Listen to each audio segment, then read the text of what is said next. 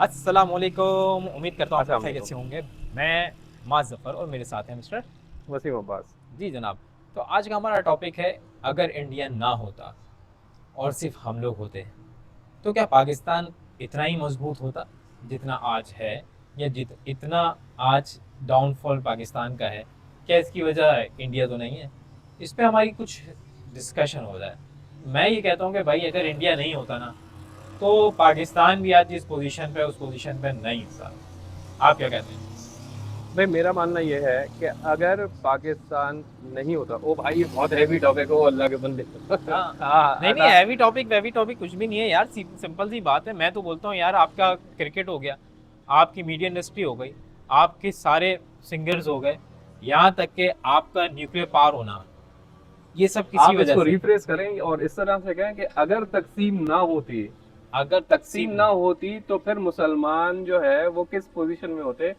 तो अगर आप सवाल इस तरह से करें तो शायद मैं इसका ज्यादा बेहतर जवाब नहीं दे नहीं, आप सकूं। बिल्कुल अपनी थॉट्स रख सकते हैं लोगों के सामने। अच्छा जी, अगर आप ये कह रहे हैं कि अगर तकसीम ना हुई होती तो मुसलमान अकलियत में थे, मुसलमान बहुत तालीम याफ्ता थे, मुसलमान दोबारा हिंदुस्तान के ऊपर हुकूमत कर लेते और बहुत बेहतर हालात में होते और बहुत मजबूती से इस वक्त जो है मुस्लिम दुनिया का मुकदमा लड़ते हैं।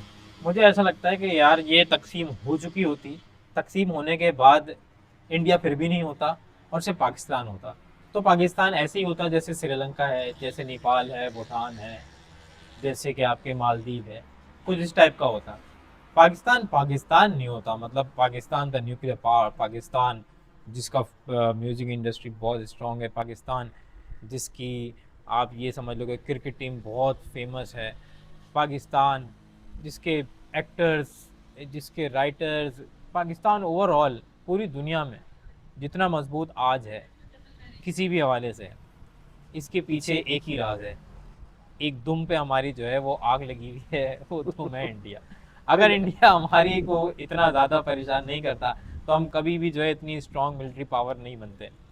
वहीं अच्छा अगर जी। आप देखें कि अगर इंडिया हम हमारे सिंगर्स को इतना प्रमोट नहीं करता, तो इतने बड़े सिंगर नहीं बनते जो आज यार इतने ये बड़े बड़े आज मैंने उस्ताद एक बने बड़ी हुए हैं। इल्मी एतबार से बड़ी एक जबरदस्ती चीज पढ़ी है। जी। वो ये है कि हमारे एक सहाफी हैं, आसिफ महमूद साहब, उन्होंने ये कहा है कि अबू कलाम आज़ाद ने ये पेशन गोई नहीं की थी कि एक वक्त ऐसा आएगा कि आलम अरब को अपनी हिफाजत के लिए जो है पाकिस्तान की ज़रूरत पड़ेगी। तो ये बात सुन के मैं बड़ा महजूज हुआ। मैंने कहा वाह भाई, ये बड़ी ज़बरदस्त बात की इन्होंने। यार आलम अरब को ज़रूरत तो पड़ ही गई है, क्योंकि वो जिस हालत में है ना, उनके पास पैसा तो बहुत है, सामान भी बहुत है, लेकिन फ़ायदा नहीं है ऐसी चीज़ों का। आपको मैं बताऊं ना, कुर्ब क़यामत में वक्त ऐसा आएगा, और ऐसा आ चुका है, जो मुसलमान लाखों नहीं करोड़ों की तादाद में, बल्कि अरबों में, लेकिन उनकी हालत जो है ना, वो एक झाग की सी है। उसके ऊपर मुझे एक हदीस जो है, अल्लाह का मुझे माफ़ करे, ऐसा ही है कि उनके दिल में वहन आ जाएगा। वहन क्या है?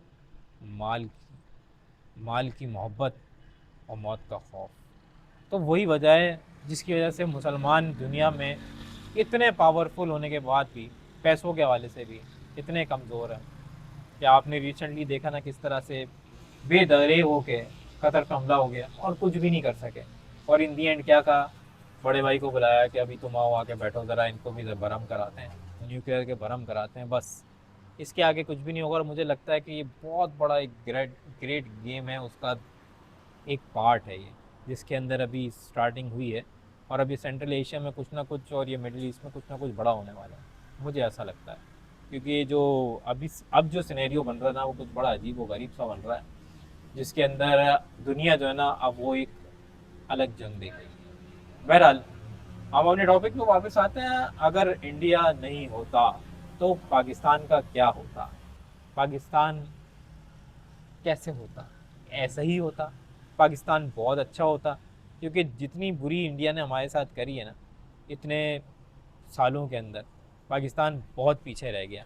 जितना वो एक्टिवली, स्ट्रांगली, और जितना ज़्यादा वो इकोनॉमिकली डेवलप हो सकता था, उसके पीछे एक नुकसान ये भी है कि ये इंडिया, जो हमारे पड़ोसी अगर आपके अच्छे हो जाए ना यार, आपकी ज़िंदगी सुकून में आ जाती है। चाहे आपको एक मजे की बात बताऊं। हम्म। भुट्टो साहब के वक्त में नेशनलाइजेशन की एक जो है उन्होंने मूवमेंट चलाई, और बहुत सारी चीज़ों को और बहुत सारी कंपनियों को उन्होंने कौमिया लिया, कौम के हिसाब में ले लिया। तो हाँ, नेशनलाइजेशन कर दिया आप, ठीक है। तो उसमें हुआ ये कि पाकिस्तान में पाकिस्तान उस वक्त जर्मनी जैसे मुल्क को भी कर्जा देता था। बिल्कुल बिल्कुल भाई, कर्जा दे रहा था भाई, वाह भाई वाह, कर्जा दिया। आपके कोरिया को इकोनॉमी खड़ी करने के लिए और रियासत के चीज़ें सीधी करने में पाकिस्तान ने हेल्प की। पाकिस्तान उस वक्त दुनिया को कर्जे देने वाला मुल्क था। और आपको आज बताऊं मैं, अमेरिकन ये कहते हैं कि हमें पाकिस्तान की एयरफोर्स से सीखना पड़ेगा कि उन्होंने किस तरह से टेक्निक वो करी तो है। हमें उनका शुक्रिया अदा करना चाहिए कि जो कहते इस हैं पे भी कि इंडिया का हाथ। अब आप ये देखो, आ अरे गया ना इंडिया, फिर से आ गया ना इंडिया। उसमें इंडिया ने जो सबक सीखा है, अब दुनिया की जो है बहुत सारी बड़े बड़े ममालिक भी जो है वो ये सबक सीखना चाह रहे हैं कि how to deal with this technology.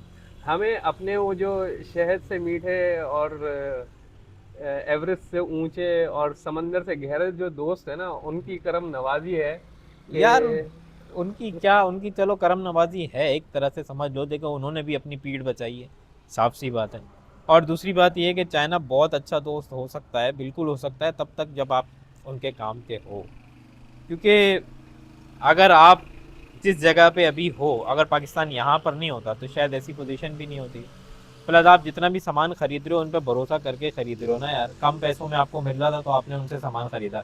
दुनिया तो नहीं खरीद रही थी, फिर आपने उसको चलाया भी, फिर आपने उसको अच्छी तरह चलाया और एक बहुत दुनिया की मानी जानी टेक्नोलॉजी को उस टेक्नोलॉजी से हराया। तो उनकी तो बल्ले बल्ले हो गई ना। हुई किसकी वजह से? हमारी वजह से। और हमें ये शर्फ किसने बख्शा कि हम इस चीज़ का, इस लेवल का प्रदर्शन करें? वो है हमारा इंडिया। तो भाई इंडिया जो है ना, आपके लिए मैं हमेशा से ये बात कह रहा हूँ, इससे पहले भी मैंने कहा था कि ये अंडर कवर हमारे लिए ना एक बहुत ही बेहतरीन काम करता है। ऊपर ऊपर ही अपने तौर पे पूरा काम कर देते हैं, लेकिन इनका काम उल्टा हो जाता इंडिया हमारा 12वां खिलाड़ी है जो बिल्कुल शांत रहते हुए कोने में बैठ के जैसा भी खेलता है फायदा हमें देता है। हाँ, वो अपना ही नुकसान करा लेते हैं। वो वाले खिलाड़ी हैं कि वो इतनी तेज भागते हैं, वो अपने ही गोल में जो है ना बॉल घुसा देते हैं। वो वाले खिलाड़ी हैं कि वो इतनी तेज बल्ला घुमाते हैं कि पीछे से विकेट उड़ा देते हैं, अपनी विकेट खुद उड़ा देते हैं। हमें कुछ करने की जरूरत नहीं पड़ती। तो मुझे ये लगता है कि भाई आपके पड़ोसी अगर अच्छे हो ना, तो आपकी ज़िंदगी सुकून में आ जाए। भाई ज़िंदगी में औरत, कारोबार में कारीगर, और आपके रहने के लिए आपके पड़ोसी अगर अच्छे मिल जाएं तो आपकी दुनिया जो है ना वो जन्नत जैसी हो जाती है। और अगर इनमें से कोई एक भी चीज़ आपकी जो है ना उलट निकल आए, तो जिस जगह पर हो उधर तो बर्बादी ही यहाँ बर्बादी है। श्रीलंका में जन्नत बन चुकी है, बांग्लादेश में जन्नत बन चुकी है, इंडोनेशिया में, नेपाल में, यहाँ और जन्नतें बन चुकी हैं। भूटान में यहाँ जन्नतें बन चुकी हैं। हम मुसलमान हैं और माशाल्लाह हम भी इसी रास्ते पे।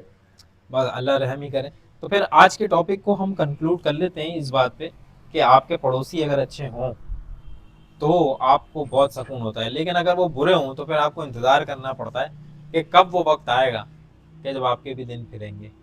तो हमारे दिन फिरने वाले हैं या फिर हम ही फिरने वाले हैं। मिलते हैं फिर अगली टॉक में, हल्का फुल्का गुफ्तगू करेंगे। अल्लाह हाफिज़। आप भी करने अल्लाह हाफिज़। अल्लाह हाफिज।